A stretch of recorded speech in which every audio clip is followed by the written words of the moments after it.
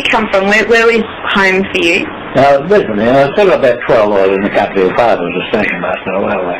I was employed before the war, 439, as a clerk in the Federal Public Service. And then I joined the Naval Reserve 16th of January 1939. And I was mobilised 9th of September. And I had an ordinary signalman.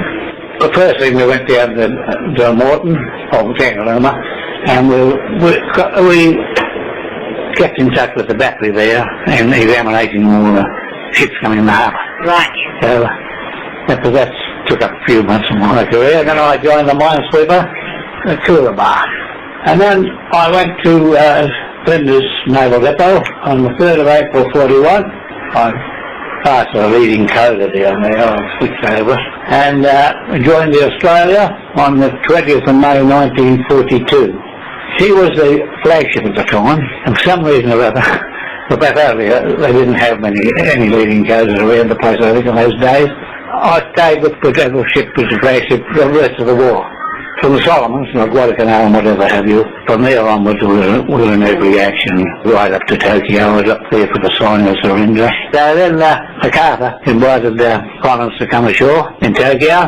So he went ashore and then they called me and they sent me up, and I had 10 weeks ashore in Tokyo in the British Ambassador's residence. I think it was right opposite here at the house it was actually. We were there for 10 weeks. So I could have about 50 bedrooms. It was just nothing, there was nothing left. All the buildings were demolished and weren't demolished or burnt. Before we went to the structure, 5 casualties in just 3 days. And I get very sick of it. It was getting a bit serious.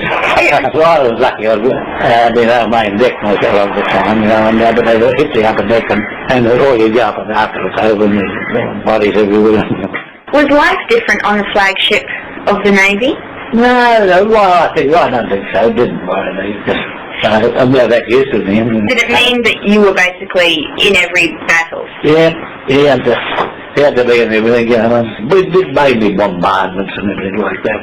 And every action from the Solomons up to Benghazi. And mainly the Yankee troops were supporting, When you're bombing a location, are you on duty the whole time? Yeah, my action station was in the remote control office, which is just the main bridge is 3 decks up, and we were 1 deck, one that's the other. What was your job?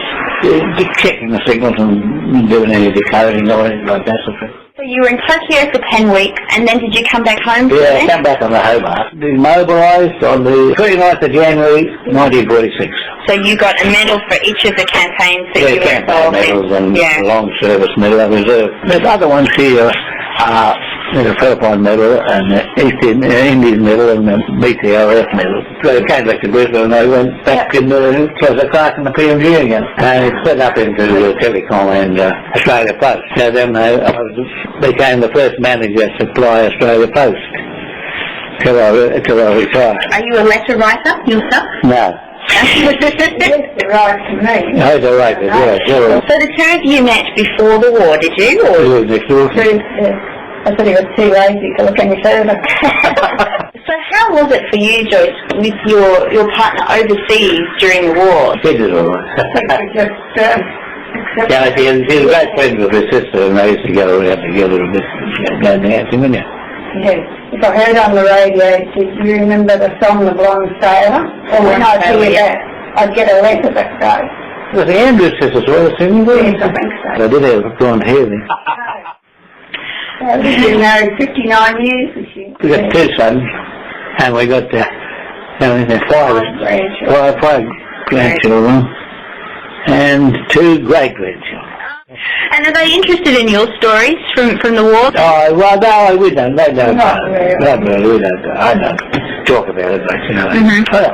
But I belong to the RSL, of course, getting away with, and belong to the Canberra Offshore Association, that's the Ships Association, and the Cruisers Association, and I go to the Corvette Association, their trips. What are your strongest memories of being on board the flagship, say the Australian? Obviously, I wouldn't like to tell you the strongest memory. Well, I do that to try and keep my mind. Yeah. I do a lot of puzzles and I read a lot and I do jigsaws and I do the garden, and nothing heavy. This garden is beautiful.